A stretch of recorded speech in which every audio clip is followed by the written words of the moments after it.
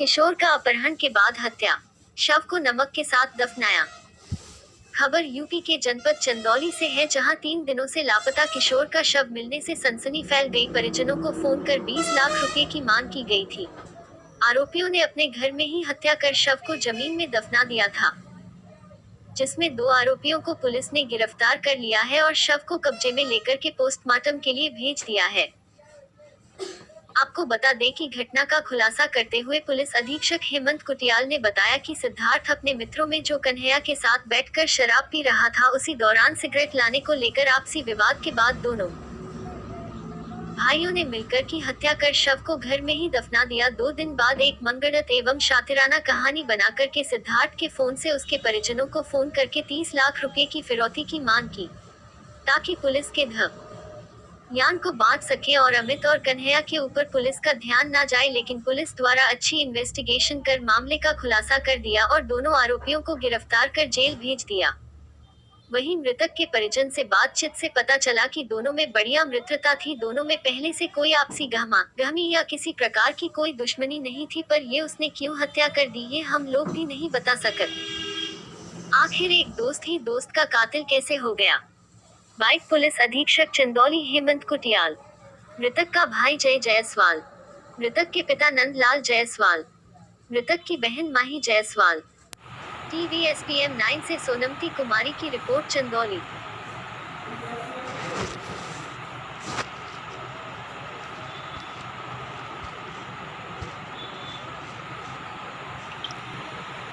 अपना परिचय दीजिएगा। नंदलाल जायसवाल। आज आपके बेटे का शव मिला है, हत्या करके फेंका गया था, जो कुछ दिन पहले अपहरण का मामला सामने आया था। क्या है मामला? पूरा मामला अपहरण का मामला। मेरा नाम माही जायसवाल है। आपके भाई का कुछ दिन पहले अपहरण हुआ था, आज उसकी शव मिला, हत्या करके फेंका गया था पासी में। क्या मामला था?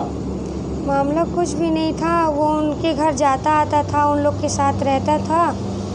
शायद उन लोग का राज कोई जान गया होगा। क्या पहले से कोई आपसी मतभेद रहा हो दोनों के बीच? नहीं, कोई मतभेद नहीं था हम लोग के बीच। उनका कोई भी, हम लोग का मतलब ऐसा कोई भी मामला नहीं था। ओके। एक अपहरण का मामला आया था और आज उसकी रात मिली है। क्या कुछ मामला था, क्या निकल कर आया? 17 तारीख को हमारे पास एक सूचना आई थी कि एक सिद्धार्थ जायसवाल नाम का लड़का, जो कि कला चंदौली का रहने वाला है, कि वो 15 तारीख को अपने घर से गया था और 17 तारीख में उसके फ़ोन से एक मैसेज आया है, उसी के फ़ोन से एक मैसेज आया है जिसमें फिरौती की मांग हुई है और वो लड़का गायब है। इस पर हमने वर्कआउट किया है, तो इन्वेस्टिगेशन के बाद ये पता लगा है कि 15 तारीख में ये अपने फ्रेंड अमित कुमार के साथ ये बैठा था और उसका भाई कन्हैया कुमार, जो ये दोनों साथ में बैठे हुए थे और शराब पी रहे थे। शराब पीने के बाद उनके बीच में विवाद हुआ है और विवाद के दौरान दोनों ने मिलके इसकी हत्या कर दी थी। और हत्या करने के बाद अपने ही घर में, जो अमित के घर में ही इन्होंने उसकी बॉडी को, सिद्धार्थ जायसवाल की बॉडी को वहाँ पे गाड़ दिया था और सारे क्या कहते हैं, उन्होंने उसको कवर किया। उसके बाद इन्होंने डाइवर्जन करने के लिए 2 दिन बाद उसका फ़ोन ओपन किया और ये पूरी कहानी गढ़ी किडनैपिंग वाली, ताकि पुलिस और बाकी लोग डाइवर्ट हो जाए। तो वो यहाँ से फिर वो गया, यहाँ से बॉर्डर पे गया, बॉर्डर पे जाके फ़ोन ऑन किया। वो ऑन करके उसने मैसेज और कॉल दोनों किए हैं जो सिद्धार्थ जायसवाल है उसके छोटे भाई जय जायसवाल को, ये बताने के लिए कि तुम्हारा भाई किडनैप हो गया है। और फिर उसके बाद ये कॉल करके ये वापस आ गया और अपने छोटे भाई को सेम टी-शर्ट में उसके बाद इसने घुमाने के लिए वहाँ भेज दिया, ताकि बाकी लोगों में भी कन्फ्यूजन की स्थिति इसने पैदा कर दी, ताकि इसके पीछे पुलिस ना रहे।